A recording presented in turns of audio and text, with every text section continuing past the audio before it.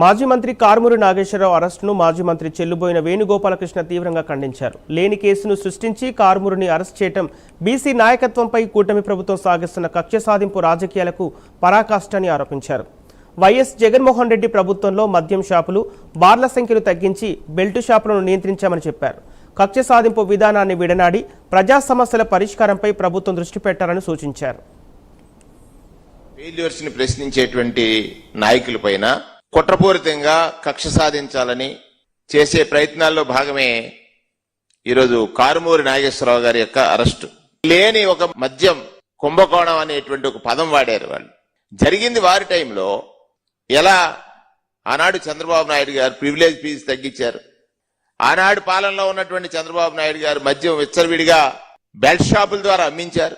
ఆ రోజు ఉన్నటువంటి మద్యం ధరలను ఎక్కడా నియంత్రించలేకపోయారు. వాటన్నింటినీ అడ్డుకట్ట వేయడానికి జగన్మోహన్ రెడ్డి గారు ఒక మద్యం పాలసీ తెచ్చి ప్రభుత్వమే మద్యం షాపులు సంఖ్యను తగ్గించారు, బార్ల సంఖ్యను తగ్గించారు. కానీ ఇవాళ ఈ ప్రభుత్వం వచ్చిన తర్వాత మద్యం షాపులు విపరీతంగా పెంచారు.